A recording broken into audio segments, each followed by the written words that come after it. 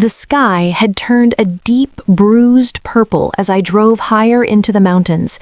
I watched the first few snowflakes hit my windshield, looking innocent at first. The radio had faded into static miles ago, leaving me with nothing but the sound of my own thoughts. I knew a storm was coming, but I didn't realize it was a monster waiting to trap me. My heart told me to turn back, but I kept driving, unaware that my life was about to change forever. Within minutes, the world turned into a wall of white. It wasn't just snow, it was a total whiteout.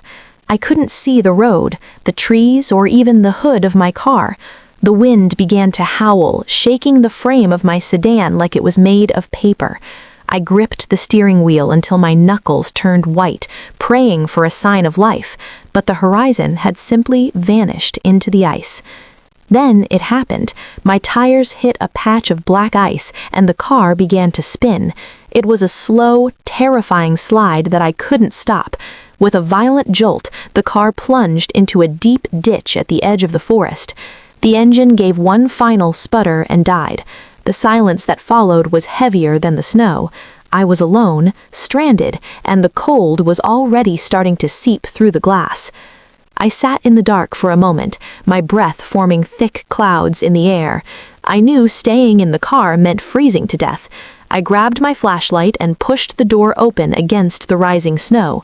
The wind hit me like a physical blow, stealing the air from my lungs. I started walking, my boots sinking deep into the powder. I didn't know where I was going. I just knew I couldn't stop moving. My legs felt like lead, and my vision was blurring from the freezing wind. Just as I felt my strength failing, a tiny amber glow appeared through the trees. It was a faint light from a cabin window, tucked away like a secret. I stumbled toward it, my heart hammering against my ribs. It looked like a ghost in the storm, a small sanctuary in a world of ice. I reached the porch and collapsed against the wooden door. My hands were too numb to knock properly, so I hammered with my elbow, desperate for an answer. For a second, there was nothing but the scream of the wind. Then the sound of a heavy bolt sliding back echoed from inside. The door swung open, and a wave of warmth hit my face, bringing me back to life. Standing in the doorway was a man who looked like he belonged to the forest. He was tall, with piercing gray eyes and a rugged face that hadn't seen a razor in weeks. He didn't ask who I was, he just reached out and caught me before I hit the floor. "You were lucky," he said in a voice as deep as the mountains. "The storm doesn't usually let people go once it catches them." He led me to a large leather chair by a massive stone fireplace. The cabin was filled with the smell of cedar and old books. He draped a thick, warm rug over my shoulders and began to stoke the fire. He introduced himself as Julian. He moved with a quiet, lonely grace. I realized then that this wasn't just a house, it was a fortress against the world. As my frozen skin began to tingle, Julian handed me a steaming mug of dark coffee. The heat spread through my chest, and for the first time in hours, I felt safe. I watched him move around the small kitchen, his presence filling the room. He was a stranger, but in this cabin, surrounded by the roar of the blizzard, he felt like the only person who had ever truly seen me.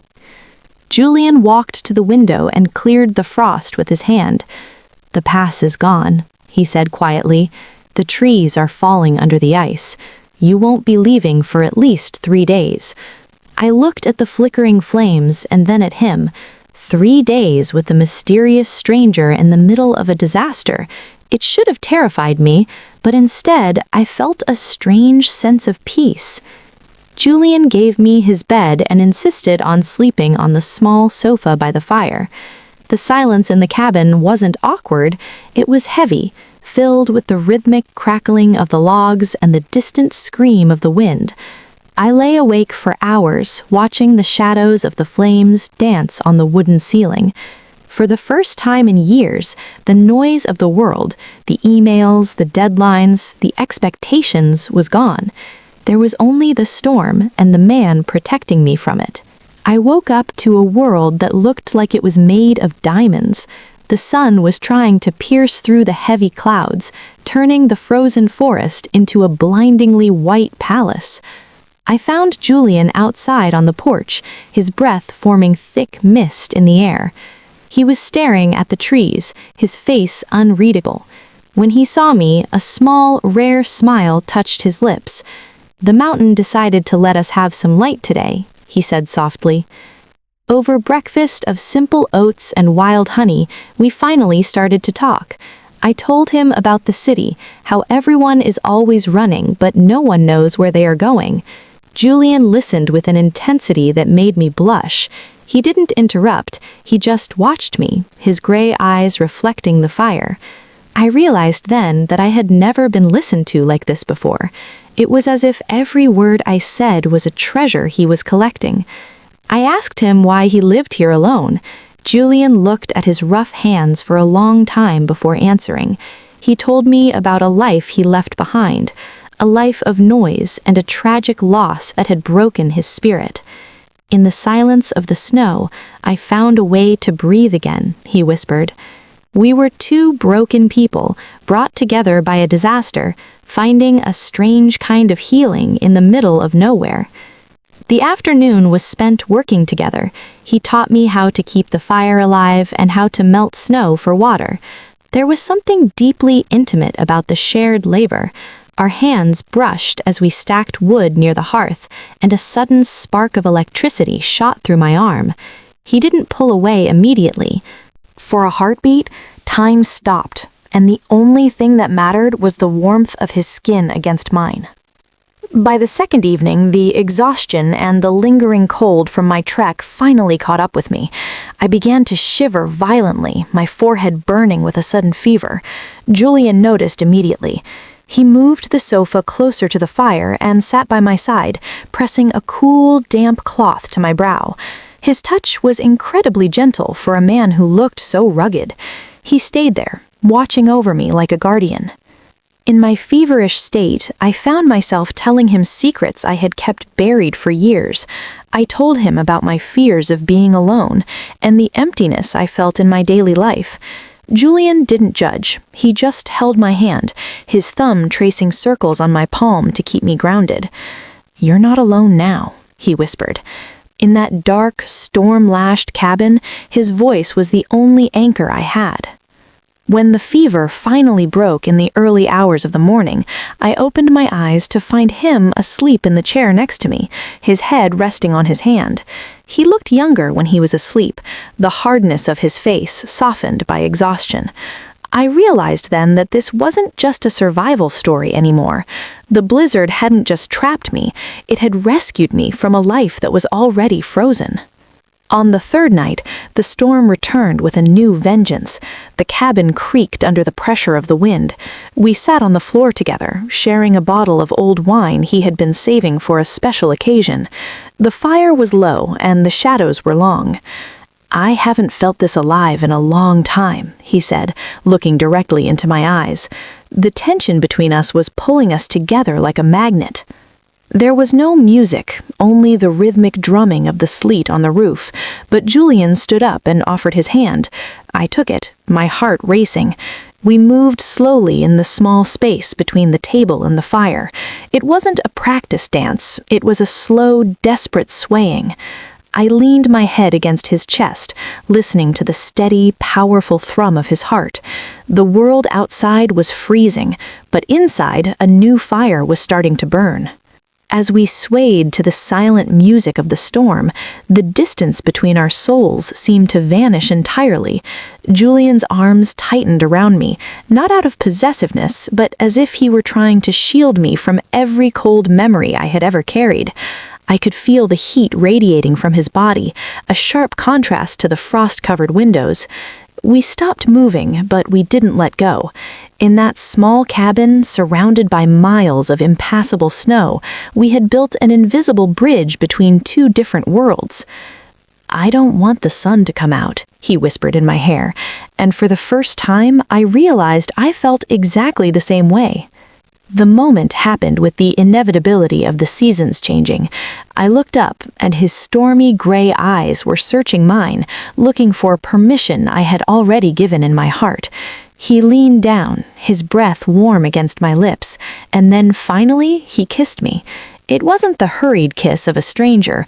It was slow, deep, and tasted of wine and long-hidden longing.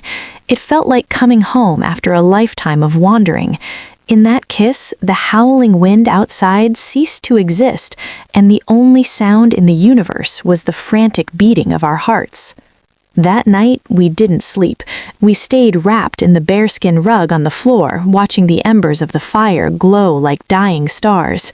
Julian began to speak about his life in a way he hadn't before. He told me about the person he used to be, a man driven by ego and success, and how the loss of his family had made him realize that none of it mattered without love. I told him about my own gray existence, the feeling of being a ghost in my own life. We bared our souls to each other, realizing that the blizzard wasn't a disaster, but a mirror reflecting our true selves. The next morning, the dynamic between us had shifted. Every movement was filled with a new, quiet intimacy. When he handed me a cup of tea, his fingers lingered against mine. When I brushed the dust off his sweater, he leaned into my touch.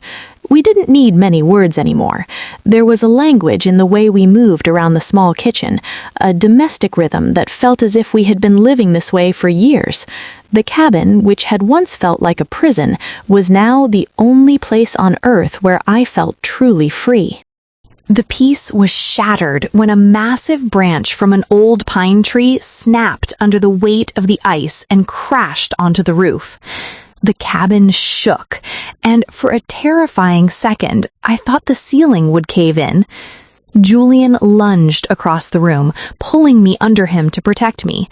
We lay on the floor, breathless, as the snow thundered off the roof. When the silence returned, he didn't move. He held me so tightly I could feel his heart hammering against his ribs. "I can't lose you," he choked out. "Not now. Not like this." While Julian was outside checking the roof for damage, I found an old leather sketchbook tucked away under a pile of logs. I opened it to find pages filled with drawings of the forest, the mountains, and the birds. But the most recent pages were different. They were sketches of me, sleeping by the fire, drinking coffee, looking out the window.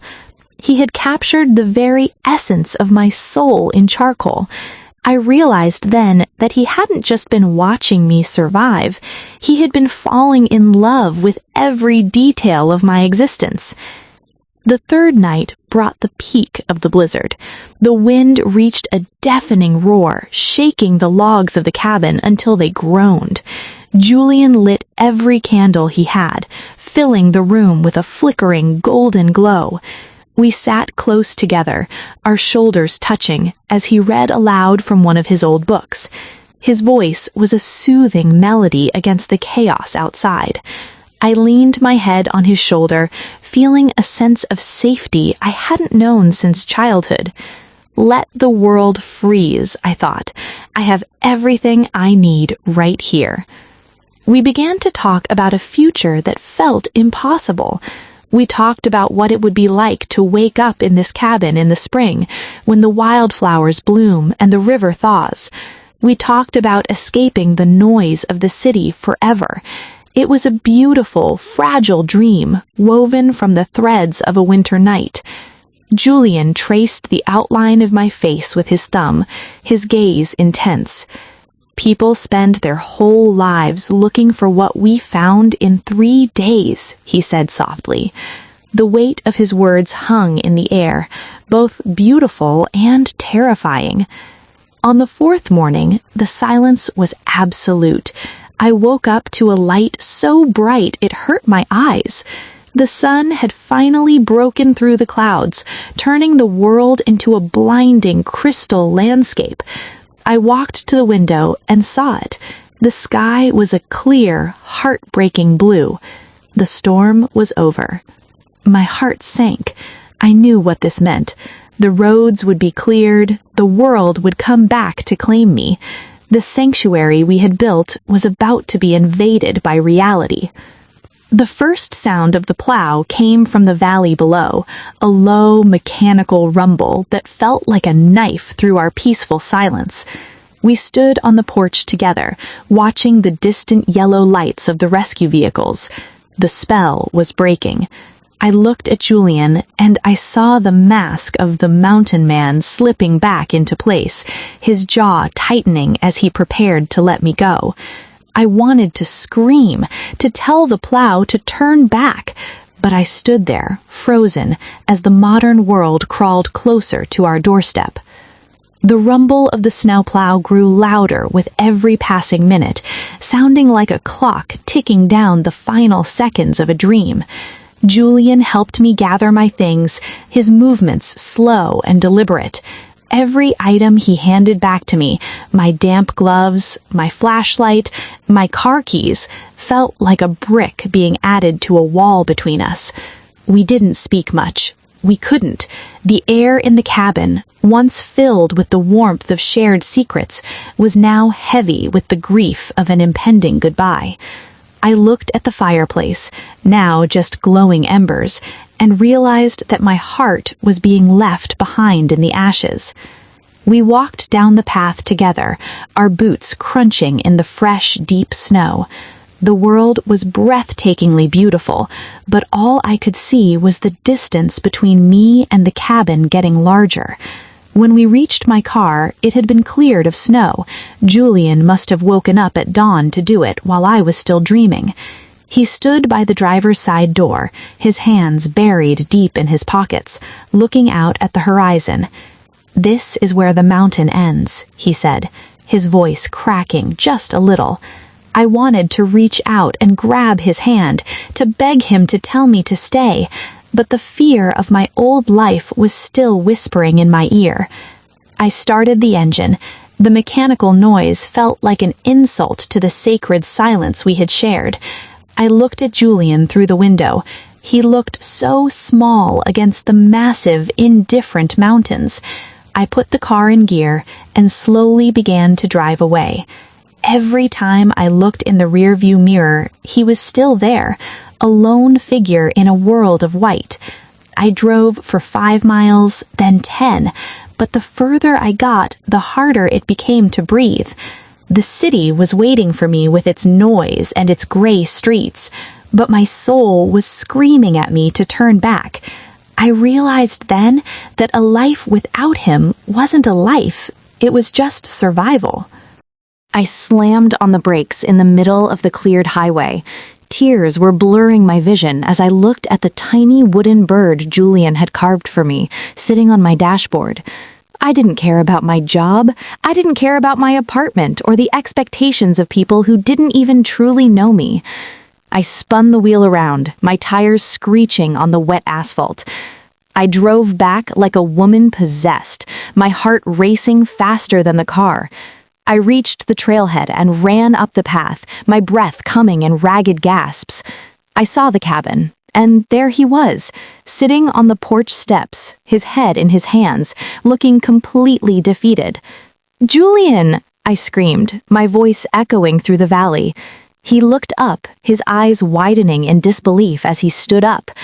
I didn't stop until I collided with him, my arms wrapping around his neck with enough force to knock us both back. "I'm not going back," I sobbed into his chest. "I don't belong there. I belong here, with you." Julian held me so tightly I felt like our hearts were beating as one. He buried his face in my neck, and I felt the dampness of his own tears. "I never thought you'd come back," he whispered, his voice thick with relief. He picked me up and carried me back across the threshold of the cabin, closing the door on the rest of the world. The blizzard had ended, but our story was just beginning. A life of quiet mornings, shared fires, and a love that was as deep and eternal as the mountain itself.